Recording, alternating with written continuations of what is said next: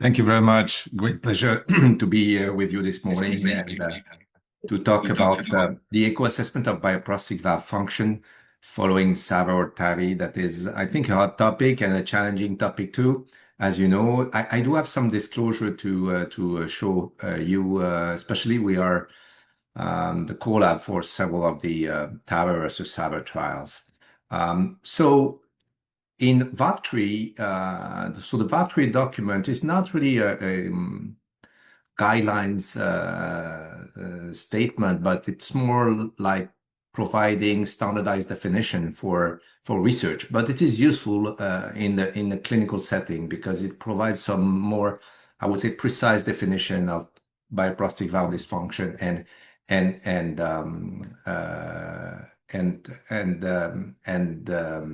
and failure. And so the first question that we aim to answer is what is the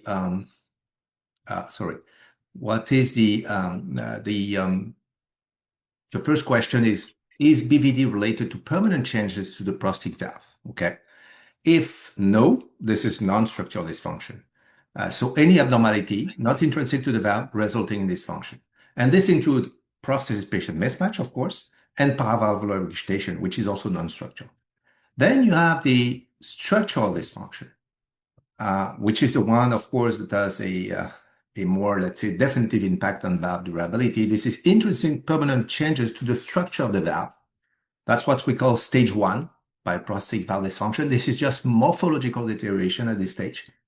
And then evolving, of course, toward functional hemodynamic valve deterioration during follow-up, which is first moderate, that we call stage 2 in VAC3, and severe stage 3 in VAC3, eventually leading to bioprosthetic valve failure, where you need to replace or do a reintervention on the valve. And then we, in VAC3, we categorize valve thrombosis and endocarditis in a separate category because it may be reversible with therapy, with antibiotic or anticoagulation, but often also it may unfortunately becomes irreversible and become a structural dysfunction. So Doppler echo is really the cornerstone of the evaluation of prosthetic valve, and that's why I'm talking today at an echo ground round. And Doppler echo is first used to assess to do the structural evaluation. So to evaluate the stent position and shape, the morphology and mobility of the leaflet. This is very important to look at the leaflet, to visualize the leaflet and assess the paravalvular regurgitation. Then comes the functional evaluation with the measurements, all the measurements, classical measurement that we do. Peak velocity, mean gradient, effective orifice area, and Doppler velocity index. And then, of course, the regurgitation. And it is important for regurgitation, of course, to separate, is it a transvalvular central regurgitation versus a paravalvular regurgitation. And finally, the consequences of the dysfunction on the cardiac chambers are important too. So let's go into more details about the methods to use to measure these important parameters. And yes, this is challenging. And the one thing that we would like to do, of course, is to measure the valve area, the valve effective orifice area by the continuity equation. Same principles as what we use for native AS. But here we need to measure the alveolar diameter. And again, the alveolar diameter is the crux measurement here, because if you do a smaller in the alveolar diameter, given that it is squared in the continuity equation, this will translate into major error in the calculation of the valve area. So the stent, the alveolar diameter of the valve should be measured from external border of the stent to external border of the stent. So on the left image, you have an example for a balloon expandable valve. This is a SAPIEN valve.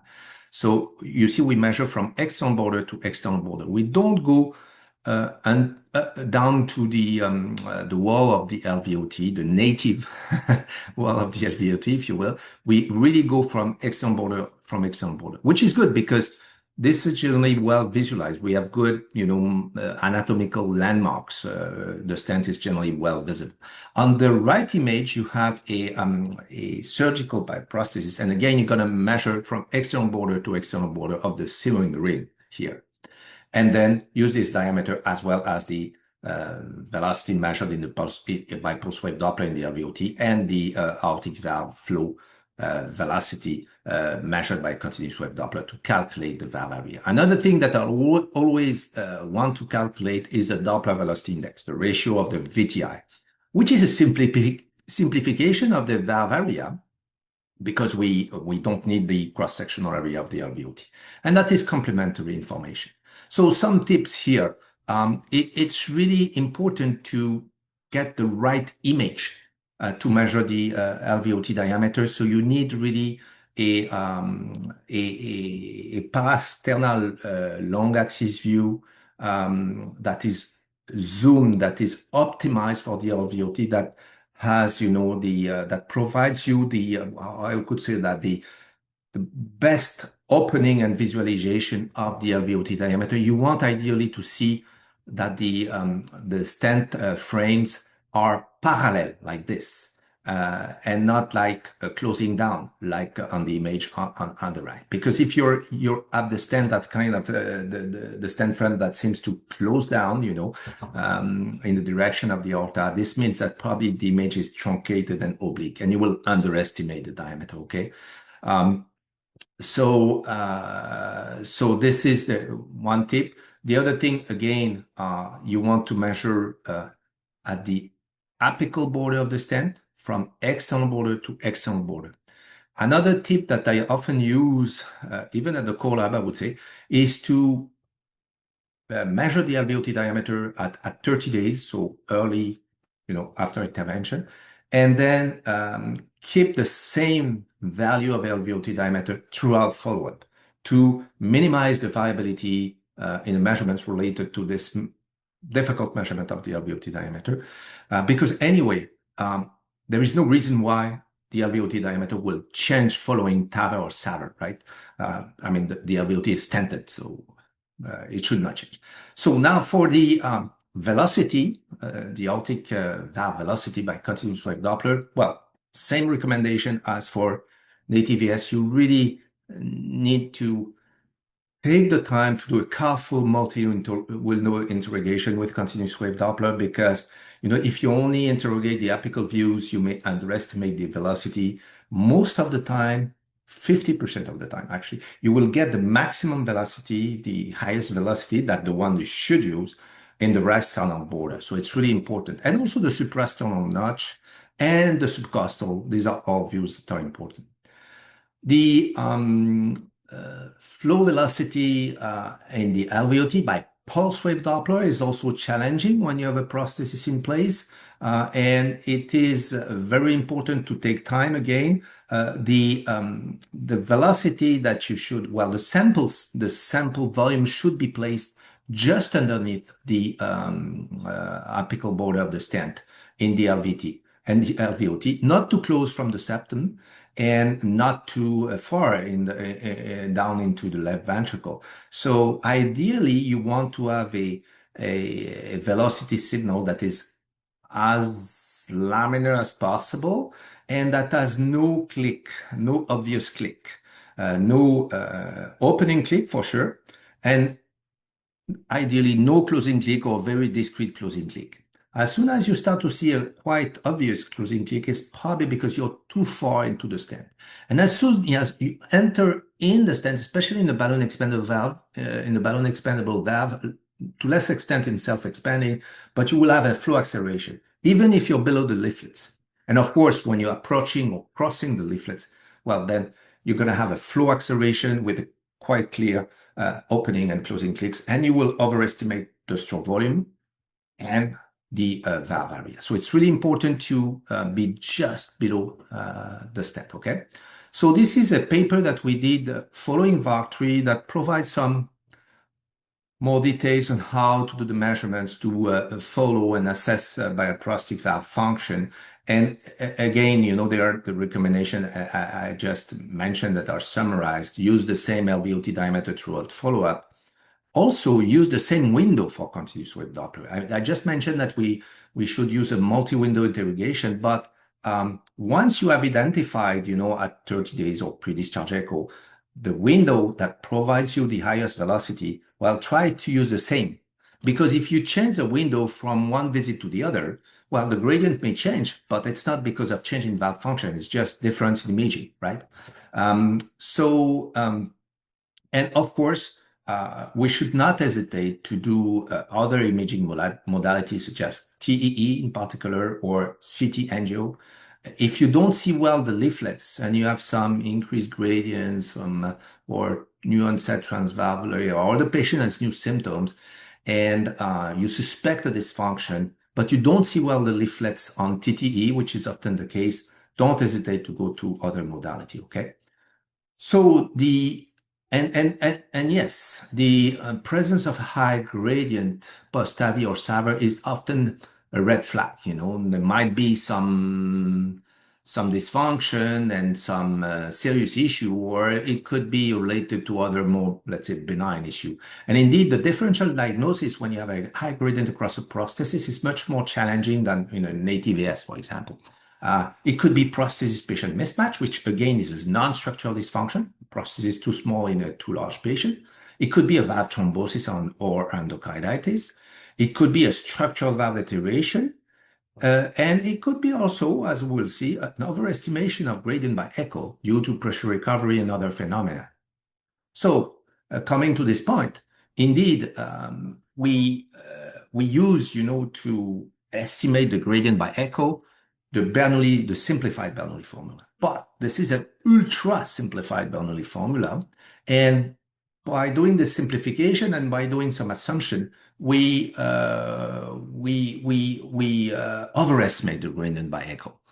In patients with severe native AS or severe bioprosthetic valve dysfunction, this overestimation is minimal and has no clinical relevance. But in patients with normal bioprosthetic valve function, this is where echo is measuring higher gradient versus catheterization, in particular because of the phenomenon of pressure recovery that occurs downstream of the vena contracta. So part of the gradient of the pressure gradient that is lost at the level of the vena contracta because the prosthetic valve has some mismatch or some stenosis, well, is recovered downstream of the vena contracta in the ascending aorta. Of course, this pressure recovery is not complete, but still, there is a substantial amount of pressure recovery, especially if the aorta is small, which is often the case in women in particular with a small annulus and a small aorta.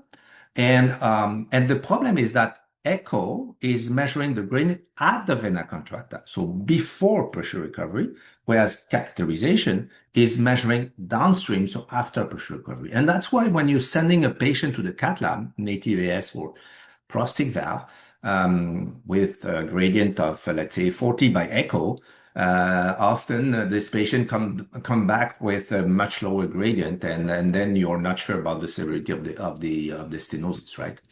And this has been very well shown by this study that we did with Amar Abbas, where actually we found that there is systematically higher gradient with echo in red versus catheterization at the end of the procedure for the TAVR procedure. But the magnitude of overestimation depends on the type of valve and the size of valve. Where the overestimation is maybe the most pronounced is in small balloon expandable valve. This is where we have the most discrepancy versus the larger valves or the self-expanding valves. And indeed, in this trial, this is a randomized trial, the Leighton trial that we did with my colleague José Prodès-Cabal. This was actually TAVR with balloon expandable versus TAVR with self-expanding in a small failed surgical bioprosthetic valve, okay? So valve in valve.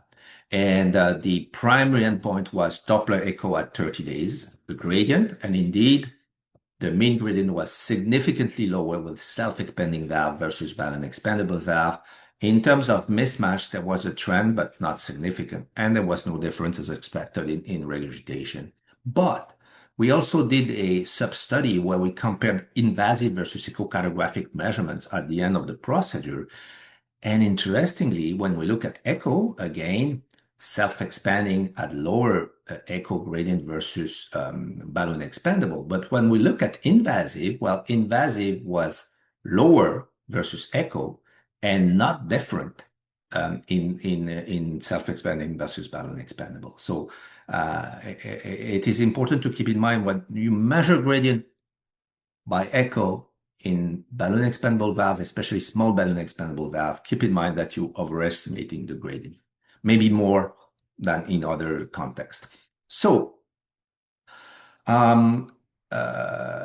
this is a paper that we published again after VAR3 to provide some algorithm for the assessment of bioprosthetic valve function. The step one is red flags, and that's what we, as a echocardiographer, when you have the red flag, you have, for example, if there's abnormal leaflet morphology, the leaflets are thickened, or if you have, a gradient that is somewhat high, the cut point often that is considered maybe clinically significant, and we'll come back on this, is more than 20 millimeters of mercury. Or if you have an increasing gradient during follow-up or an AOA that is less than 1.1, or a DVI that is less than 0.35, and of course even more if it's less than 0.25, or if you have a new onset or worsening of intraprosthetic AR, to me that's always a red flag that maybe something is happening with the valve, or new onset, worsening of symptoms. These are red flags. These are raising the suspicion for dysfunction. This is not a definitive confirmation, of course.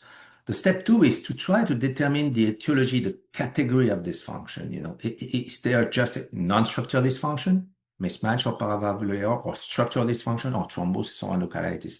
And for this, I have to say that often TTE is not sufficient. And again, we should go to TEE and CT. So let's start first with non-structural dysfunction. Well, the most important one I would like to discuss, I will discuss briefly paravalvular regurgitation later, but prosthesis-patient mismatch. So it's really a prosthesis that is functioning normally, but its AOA is too small in relation to body size and therefore in relation to cardiac output requirements. And so we use the AOA is normal, but the index AOA is too small. And the cut point, as you know, for moderate mismatch is 0.85 centimeters square per meter square. And for severe, that is really the one that is more clinically relevant, it is 0.65, okay?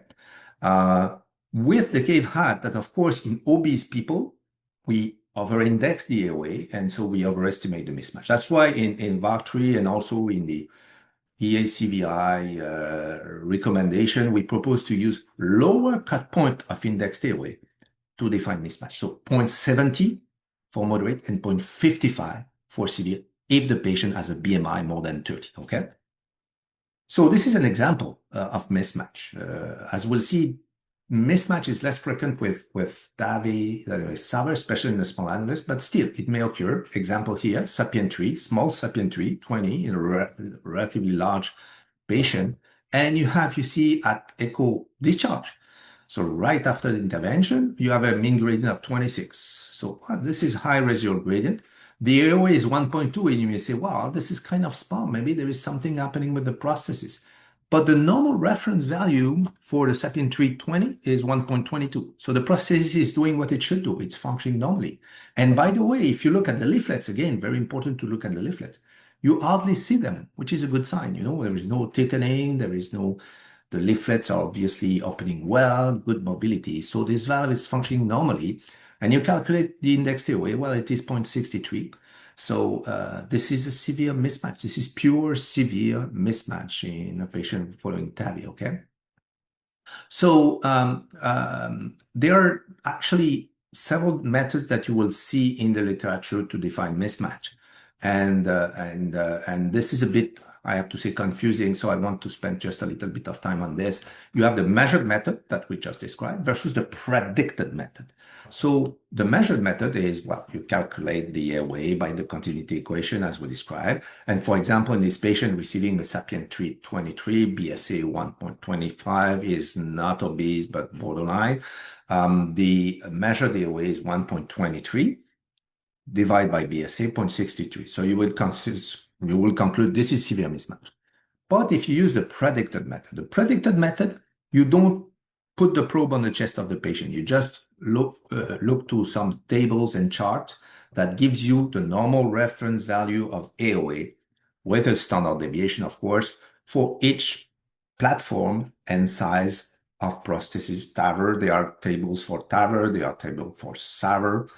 And here you're going to say, well, Sapien 3, number 23, 1.45. I just do a very short calculation divided by BSA, it's 0.72.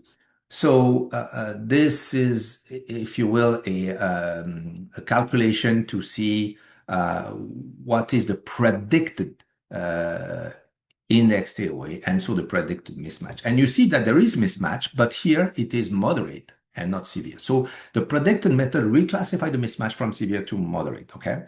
I have to say the predicted method is probably more specific to mismatch, whereas the measured method, yes, is a marker for mismatch, but is also influenced by the hemodynamics of the patient. And in particular, if you have a low flow state, you will measure a smaller AOA, and so you will overestimate mismatch, right? You will have pseudo mismatch, if you will.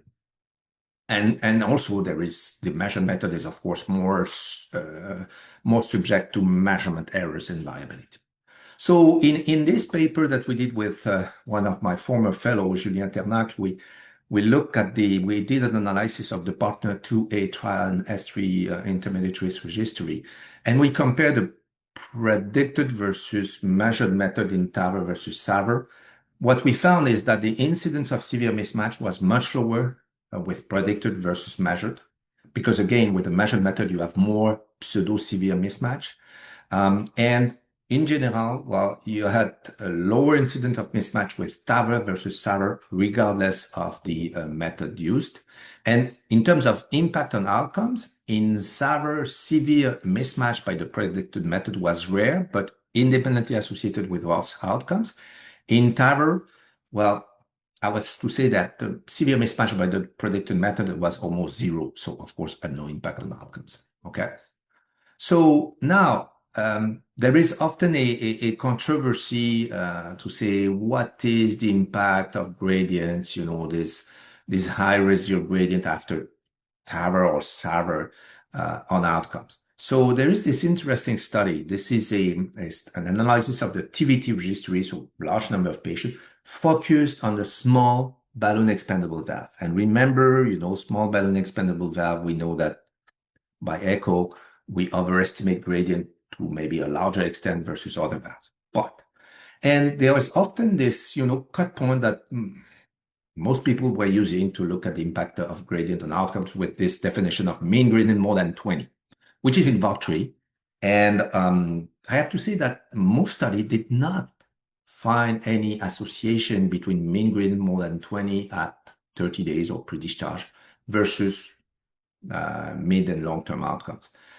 So the idea of this investigator was say, well, instead of being, dichotomized, less than 20, more than 20, we're going to do 3 groups, less than 10. So single digit gradients where you say, well, this is going to be the best outcome, right? And then majority of the patients who have between 10 and 30, and then more than 30, well, we say more than 30, it's really high residual gradient, right? And so this should be the group that will have worse outcomes. Well, first of all, look at the LV ejection fraction. The percentage of patients with LVF less than 50% was higher in the patient with the single-digit gradient. And this brings me to the point that the gradient, yes, is a marker of mismatch and dysfunction, but is also highly flow dependent, okay? And is also a marker of the pump function. And surprise, what this study showed is that, yes, there was an association between high residual gradient and 3-year mortality, but this was in the opposite direction of the hypothesis. It's the group with very low gradient who had increased risk of mortality. Why? Because very low gradient is a marker of low flow state and therefore associated with worse outcome. There was also some trend for increased let's say mortality in the group with gradient more than than 30. They also look at the impact of mismatch and found no association between mismatch and three outcomes. And this is a very interesting slide because they kind of ordered the hemodynamic factors. Well, most of them are hemodynamic factors or echo parameters at pre-discharge echo versus impact on mortality by order of importance. Well, the first one that has the most impact is the presence of moderate or severe paravalvular leak, which is well known. We know when you have moderate severe paravalvular leak at discharge, this is bad. This is going to multiply mortality by 2 or 3. So that's number one. Then gradient, discharge gradient, but not high, low, very low, less than 10. Okay. Then pacemaker. Then again gradient, but now very high, more than 30, not more than 20. And then again paravalvular leak, but mild. So paravalvular leak has less impact, but in this study at least, it came out as a significant predictor. So it's not necessarily benign. And so about paravalvular leak, this has for a long time been the Achilles heel of TAVR. I have to say with the new generation, it's getting better. So what are my message in terms of, sorry, I went a bit fast. Kind of go one. Okay, so I think the key message for paravalvular are very difficult to assess, but keep in mind, multi-window imaging is key. So color Doppler, of course, parasternal short axis is very important, parasternal long axis is important, but don't forget to interrogate, the apical 5 and 3 chamber and some intermediary views, you can do sweep imaging, to kind of really cover the whole paravalvular region. And this is an example here where if you would have only done the parasternal views, you would have said, well, there is a significant jet, let's say at about 2 o'clock, 3 o'clock. But you see, well, about nothing posteriorly, it's only an anterior jet.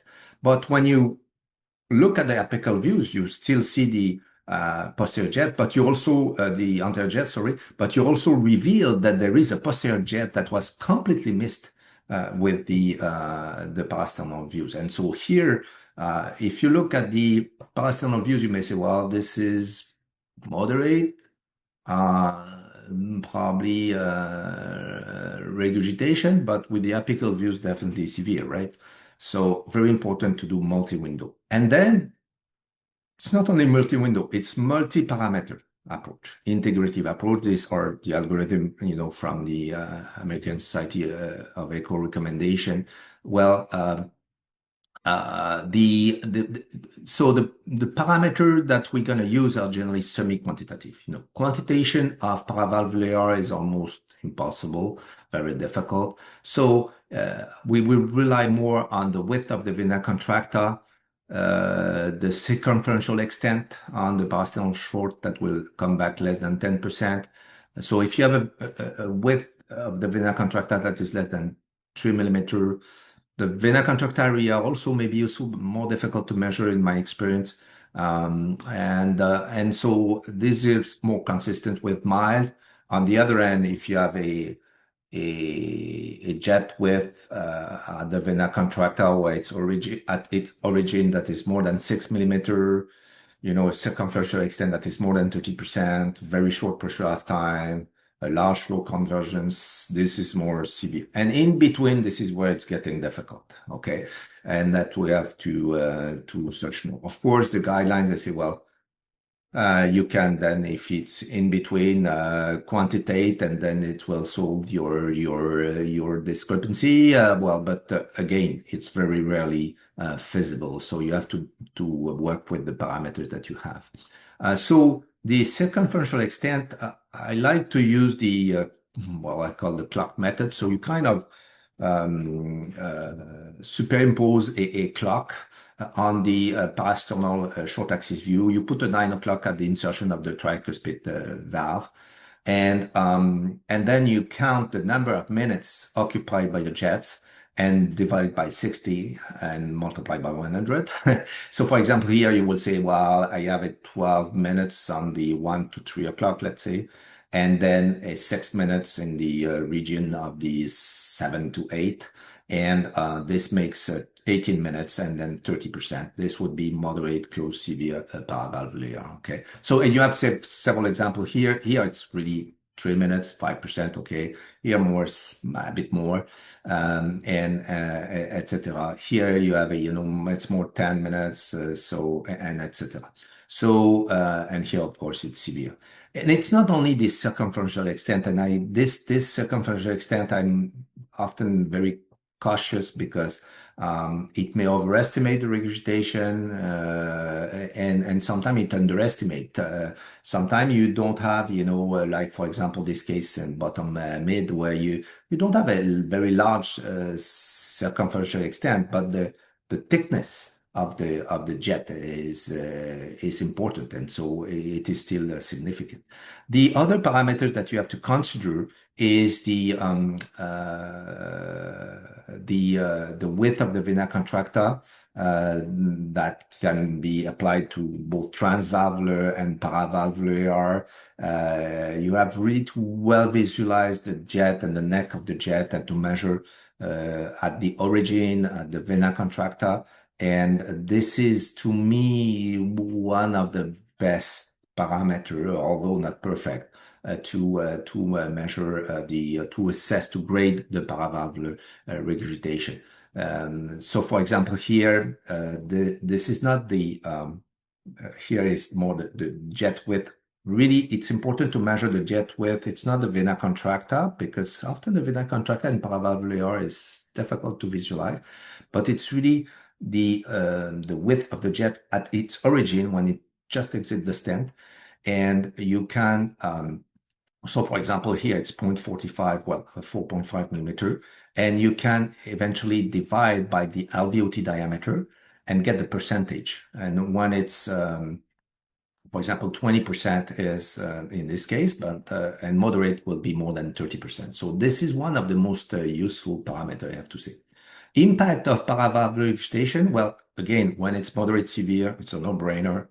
It has an impact. And so when you have a patient with moderate severe paravalvular regurgitation, it should be treated. It should be, you should probably consider a delayed post-dilation or a valve-in-valve or a plug, but don't leave this moderate severe AR. Mild AR is more controversial. Some meta-analyses report an impact. I have to say, in the partner 3 7-year analysis that we recently completed, there was no impact of mild paravalvular AR. There were very few moderate. There were only 4 patients, but there were more mild paravalvular AR. But mild paravalvular AR at 30 days had no impact on mortality, heart failure up to 7 years. So now, structural dysfunction. Structural dysfunction, well, here, again, multi-modality imaging will be key to do the differential diagnosis, the etiology of bioprosthetic valve dysfunction. Echo, TTE, and TEE are important. TEE is often helpful to better visualize the leaflet. There is CT angio, so contrast and CT to visualize health. And also PET CT may be useful, especially for diagnosis of endocarditis.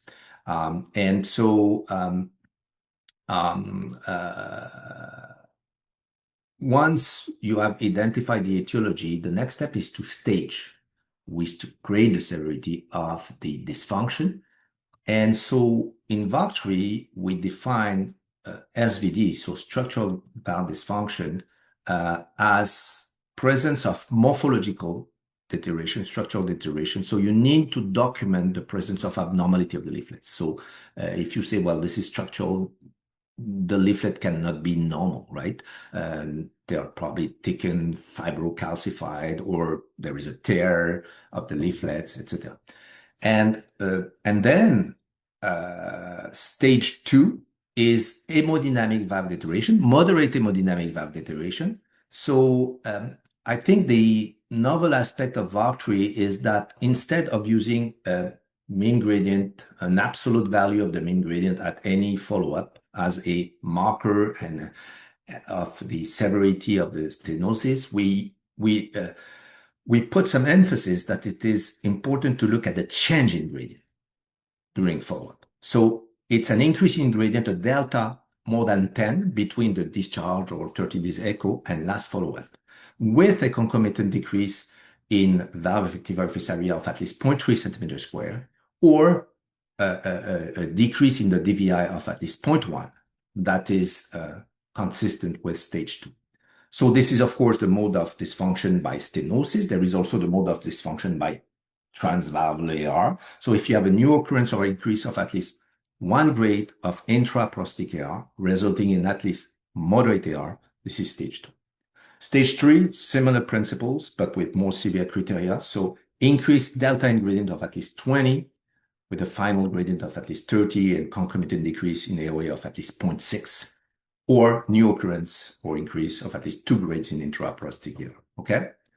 So interestingly, I was glad to see that the European guidelines, the new edition published in September, actually adopted these exact same criteria that we propose for both aortic valve and mitral valve, because we also developed a set of criteria for mitral bioprosthetic valve, by the way. So this is an example of stage 3 BVD related to structural valve deterioration post-SAVR. So we are 9 years post-SAVR with the Carpentier-Edwards 23. You see the leaflets are thickened, hyperechogenic. This is calcified, reduced opening. There is a marked increase in gradient during follow-up from 15 to 57. The AOA went from 1.6 at discharge to 0.78.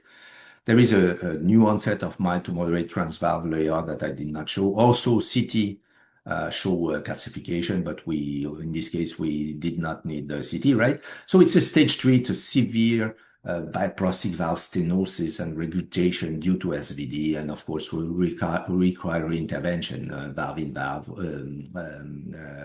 redo SAVR. This is another case of stage 3 hemodynamic valve deterioration, but very early in follow-up. We are at 30 days. This is a TE, as you see, and there has been an marked increase from 8 at discharge to 62 mean gradient now. The AOA is down to 0.70. So stage 3 hemodynamic valve deterioration. But here, if you look at the leaflet, this is a diffuse hypoechogenic as opposed to the previous case, with reduced mobility. There is a restriction, a narrowing of the color Doppler flow with some sign here of color flow paucity, what we call, and flow turbulences. So this is typical of a stenosis of the bioprosthetic valve, and of course this is a thrombosis, a clinical thrombosis. And well, after 2 weeks of anticoagulation, there was restoring of mobility of the leaflets, and the gradient went back to low levels, and AOA improved. And this is the algorithm that we published recently, on how to manage subclinical and clinical leaflet thrombosis. So imaging evidence of leaflet thickening on TTE, TE, or CT. So subclinical leaflet thrombosis, we can so subclinical leaflet thrombosis with absolutely no change in gradient, no symptoms, etc. There are some studies suggesting, or some investigators suggesting, that we could use SAPT only, no oral anticoagulation, but others will prefer to do oral anticoagulation, as when you see heart, it's probably better to initiate oral anticoagulation. And if you have subclinical thrombosis associated with some increase in gradient, or clinical thrombosis, such as the case we saw, of course, oral anticoagulation for at least 3 months. Most people now think that maybe we should consider 6 months, and then eventually do a control by TTE, TEE. And if, well, the thrombosis has resolved, well, then you can stop oral anticoagulation. If it's persistent or recurring, then it's probably a lifelong anticoagulation to consider, okay? And this brings me to the point that, I wanted to show this before.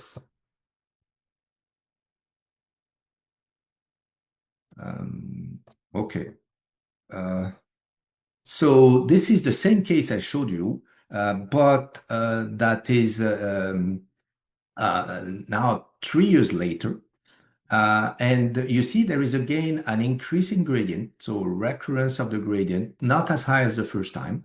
Now it's 24. And there is a new onset of mild transvalvular that again for me is always a kind of red flag.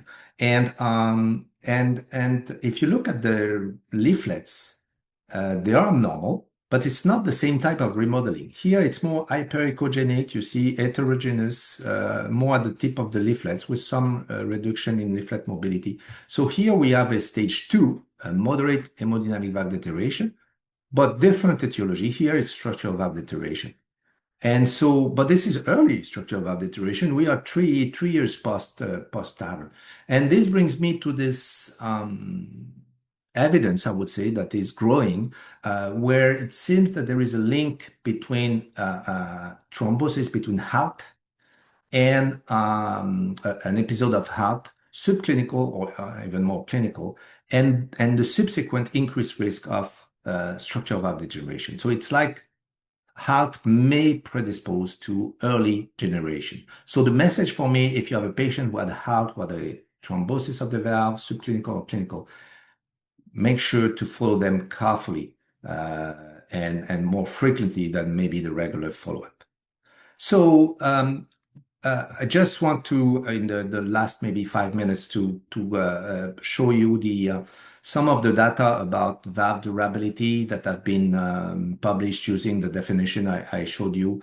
On the left, you have stage 2, 3 bioprosthetic valve related to structural valve deterioration in the different trials that have been published at 5 years and also 10 years for Notion. And I have to say, so far, so good. There is low rates of stage 2, 3 structural BVD at 5 years and much more at 10 years, but not different between TAVR versus SAVR. And for bioprosthetic valve failure, which is, of course, the most definitive marker of valve durability, low rates, similar in TAVR versus SAVR, even numerically lower in TAVR, which is good news, So, and these are data that we presented but not yet published. This is the partner 2 10 years. So this is there are 2 trials that made it to 10 years, Notion and partner 2. The problem with this trial is that you see there are very few patients still at risk at 10 years. So there is a major survivorship bias. So in partner 2, if you look the randomized arm, so SAPIEN XT, which was a second generation of SAPIEN versus surgery, it's not good, right? This valve has a higher rate of reintervention versus surgery. But if we look at the SAPIEN 3, that was part of the registry in partner 2, similar rates and low in both TAVR with SAPIEN 3 versus surgery. And these are the data that I recently presented, not yet published. I will present more detailed data at the New York Valve in a late-breaking trial session. And this is stage 2, 3 SVD. So around 7% in both arms, very similar at 7 years. The bioprosthetic valve failure related to structural valve deterioration, we are in the 4-5%. It's numerically better for TAVR, but not significant. And all-cause BVF also very similar in both arms. And just very recent data, but from the other platform, the self-expanding platform, the Evolut platform, that was published recently and made a lot of noise because here there is a signal that is not good, where you see until 5 years, again, this is reintervention essentially, and until 5 years, it's doing well. The 2 curves, TAVR, SAVR are superimposed, but beyond 5 years, you see an exponential increase in the rate of reintervention in the TAVR arm that you don't see in the SAVR arm. And so there is a quite important difference. You see at 7 years, there is about 10% reintervention in TAVR versus 6% in surgery. And this is significant. And most of the reintervention are not because of progressive stenosis, but because of leaflet tear and transvalvular. So, I mean, we should not panic, but be prepared to see more and more of this self-expanding valve coming back with acute CVR. So in conclusion, well, keep in mind that echo overestimate gradient versus cap, particularly in small balloon expandable valve. An echo gradient more than 20 should not be considered as structural dysfunction. In some studies, this has been considered as a marker of structural dysfunction. This is not.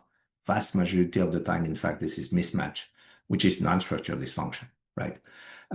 Residual gradient at echo may have impact on outcomes post-TAVI if very low, paradoxically, less than 10, because marker of low flow state, or very high, more than 30. Severe mismatch so far does not appear to have impact on short, midterm outcomes following TAVI, but we have to be careful. I think we have to look at what is the impact on long-term durability, 10-year, because in the SAVR series, severe mismatch was associated with shorter durability of the valve. And longer follow-up is needed to determine the impact of, well, that's what I mentioned, on long-term valve durability and outcomes. My second series of conclusion is very important to distinguish non-structural mismatch versus structural dysfunction, because the impact on outcome is not the same and the management is not the same. You know, non-structural dysfunction will not necessarily require intervention, whereas structural dysfunction, it's a dead end. You know, you will have to reintervene. And identification of structural dysfunction, very important. Keep in mind, you need to show evidence of structural changes to the leaflet or stent. You need to visualize, you need to document those structural changes, and hemodynamic valve deterioration during follow-up, which is not a gradient more than 20 or 30 or 35 or at any echo, but document this increase in gradient. And that's why, you know, it's not that bad that echo overestimate gradients in small balloon expandable valve, because we are more interested in the change in gradient during follow-up. So the patient is his own control. And so you look at the increase in gradient with concomitant decrease in AOA or DVI. Or of course, a new onset of transvalvular. And it has been shown, I did not show the data, but stage 2-3 BVD, especially structural BVD, has an important impact on clinical outcomes. Of course, it makes sense. And all-cause BVF is the most robust endpoint of valve durability. And so far, so good, as I showed. The valve durability as assessed by echo, so by you, actually seems to be similar, at least for balloon expandable valve, self-expanding. We don't know since this last publication, but seems to be similar and very encouraging in TAVI versus SAVR. So now the next question, of course, as we had this issue for surgical valves, you know, we know that surgical valves are not equal in terms of valve durability. Will this be the same for TAVR valve? We don't know yet. There are some trials that are ongoing that are not TAVR versus SAVR, but TAVR self-expanding versus TAVR balloon expandable valve, excluding the SMART trial and the BEST trial. We'll present the results of the BEST trial, I think, in 2027. But it will be the short-term follow-up. So we have to wait to see if there will be one platform that is more durable than the others. Thank you so much.